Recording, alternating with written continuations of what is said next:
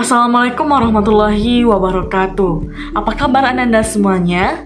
Semoga kita baik ya, dan dilindungi oleh Tuhan Yang Maha Kuasa agar kita dapat terhindar dari berbagai macam penyakit. Nah, Ananda sekalian, untuk memulai pelajaran kita hari ini, kita berdoa dulu. Berdoa mulai.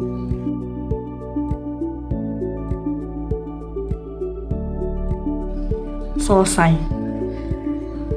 Baik Ananda, pada kesempatan kali ini kita akan belajar tentang tax procedure. Apakah Ananda sekalian tahu apa itu tax procedure? Ya, coba dijelaskan. Ya, benar sekali.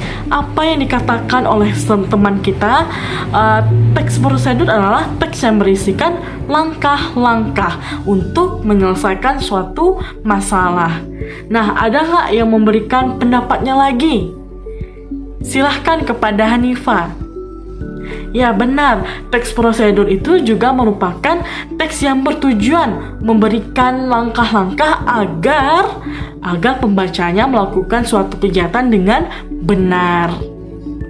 Secara umum dapat kita katakan bahwasanya teks prosedur merupakan teks yang berisikan panduan ataupun langkah-langkah suatu aktivitas atau kegiatan untuk menyelesaikan suatu masalah.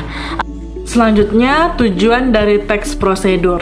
Tujuan dari teks prosedur adalah menjelaskan bagaimana kegiatan harus dilakukan agar pembaca dapat secara tepat dan akurat mengikuti sebuah proses membuat sesuatu, melakukan suatu pekerjaan, atau bahkan menggunakan alat.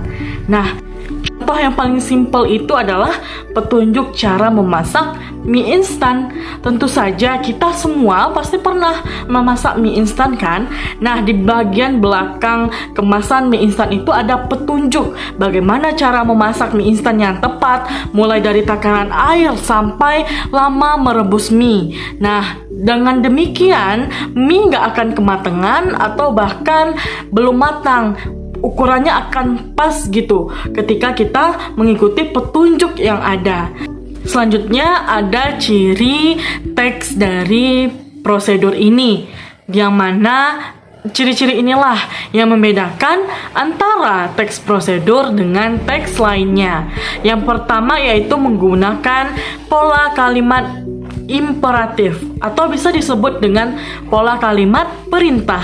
Contohnya, masukkanlah, tuangkanlah, masaklah, seperti itu. Yang kedua, terdapatnya panduan-panduan langkah-langkah. Jadi kalau tidak ada langkah-langkah, itu bukan disebut dengan teks prosedur. Kemudian yang ketiga, menggunakan kata kerja aktif. Yang keempat, menggunakan kata hubung atau konjuksi. Yang kelima, terdapat aturan atau batasan dalam hal bahan atau kegiatan yang dilakukan. Yang keenam, menggunakan kata keterangan waktu, tempat secara akurat. Kemudian terdapat isi kegiatan yang secara urut begitu. Secara urut ini, ketika kita tidak melakukannya dengan tepat, maka tidak akan menghasilkan sesuatu yang diinginkan. Ya, ada bagian-bagian penting yang akan kita pelajari, yaitu 4 bagian dari struktur teks prosedur. Yang pertama adalah tujuan. Tujuan berisikan hal yang akan dilakukan atau akan diberitahukan di dalam teks prosedur. Biasanya dapat diketahui di paragraf pertama ataupun dari judul pun kita sudah tahu. Misalkan contohnya seperti ini.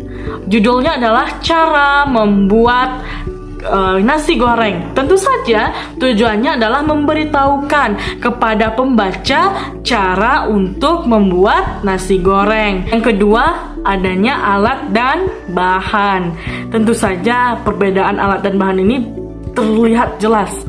Yang pertama, alat. Alat itu adalah sesuatu yang akan mengolah bahan. Bahan itu yang akan diolah. Misalnya begini contohnya, ketika kita membuat nasi goreng, maka alat yang dibutuhkan apa aja? Seperti wajan, pisau, atau sendok nasi, telenan, nah dan sebagainya itu adalah alat. Sedangkan bahannya adalah nasi, cabai, bawang, garam itu merupakan bahan. Kemudian adanya langkah-langkah. Langkah-langkah ini berisikan urutan yang tepat dan secara rinci berupa step by step gitu. Jadi yang akan membuat produk atau yang kita lakukan itu secara runtut berdasarkan langkah-langkah ini. Jika langkah-langkah ini tidak tepat, maka tujuan dari teks prosedur tidak tercapai. Selanjutnya ada penutup atau simpulan. Di akhir bagian dari teks prosedur terdapat bagian yang biasanya berisikan harapan atau manfaat yang didapat setelah langkah-langkah pada teks prosedur dilakukan dengan baik. Selanjutnya, kaidah kebahasaan teks prosedur. Untuk menyusun sebuah teks prosedur diperlukan kaidah kebahasaan yang tepat agar sesuai dengan fungsinya. Berikut ada berbagai macam kaidah yang harus kita ketahui untuk menyusun teks prosedur. Yang pertama, kalimat. Pada teks prosedur, kalimat-kalimat yang digunakan dapat dikategorikan dalam 3 bagian. Siapa yang tahu? Ya, coba Zahira. Ya, yang pertama kalimat imperatif merupakan kalimat yang mengandung perintah. Kalimat imperatif ditandai dengan adanya hal yang harus dikerjakan merujuk pada perintah dalam sebuah kalimat. Biasanya ditandai dengan tanda seru. Di mana? Di akhir kalimat atau pernyataan. Yang kedua adalah kalimat deklaratif. Kalimat ini dikenal dengan kalimat yang sifatnya memberikan informasi. Sering juga disebut dengan kalimat pernyataan. Pada kalimat ini ditandai dengan titik. Yang kemudian ada konjungsi. Konjungsi juga sering disebut sebagai kalimat kata ya. Kata penghubung. Ya, benar sekali. Dalam teks prosedur, konjungsi yang kita bahas terdiri dari berapa? 2 macam. Ya, apa saja? Konjungsi persyaratan. Apa itu konjungsi persyaratan? Kata penghubung yang menyatakan syarat. Misalkan, contohnya seperti jika, bila, andai, kalau, asalkan. Contoh kalimatnya seperti apa? Angkat mie instan jika sudah lewat dari 3 menit misalnya. Kemudian ada konjungsi temporal. Jenis konjungsi ini sifatnya merupakan kata penghubung yang menandakan urutan apa? Urutan waktu, benar sekali. Contohnya seperti lalu, kemudian, selanjutnya, setelahnya. Kebahasaan yang ketiga adalah numeralia. Numeralia dalam teks prosedur merupakan pilihan yang bisa digunakan selain menggunakan konjungsi. Numeralia merupakan kata bilangan yang digunakan untuk mengurutkan langkah-langkah dalam teks prosedur. Coba sebutkan apa aja sih numeralia dalam teks prosedur misalnya.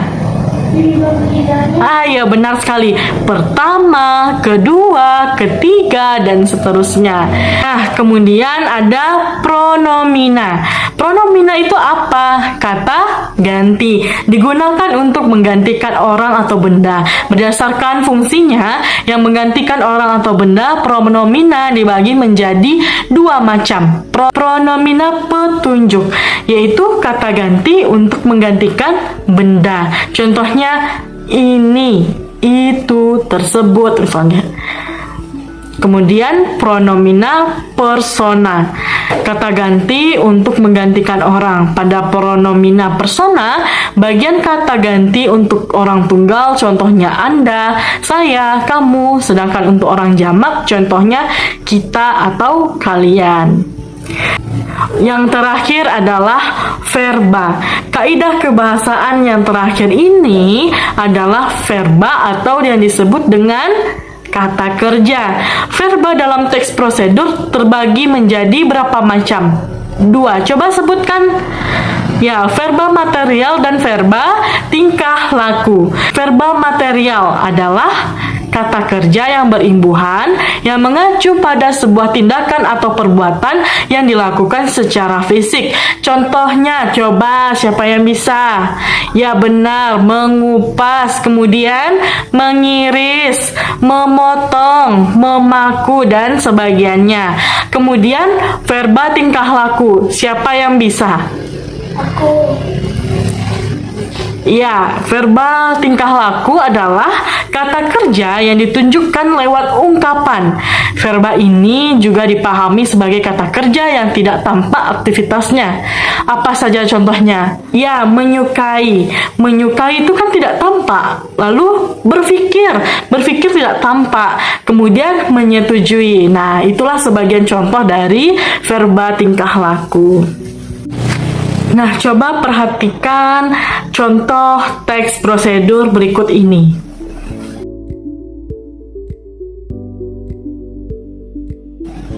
Nah, coba tentukan apa tujuan dari teks prosedur itu. Coba jelaskan, Ananda. Ya, benar sekali. Yaitu cara mencuci tangan yang baik dan benar. Di mana kita dapat mengetahuinya? Di paragraf pertama dan judul. Kemudian apa paragraf mana yang menunjukkan adanya langkah-langkah? Ya benar. Ya, di paragraf kedua. Kemudian paragraf yang mana yang menunjukkan adanya simpulan? Iya, di paragraf ketiga. Benar sekali. Sekian pembelajaran kita pada pertemuan ini. Semoga dapat bermanfaat dengan baik. Saya pamit undur diri. Assalamualaikum warahmatullahi wabarakatuh. Waalaikumsalam.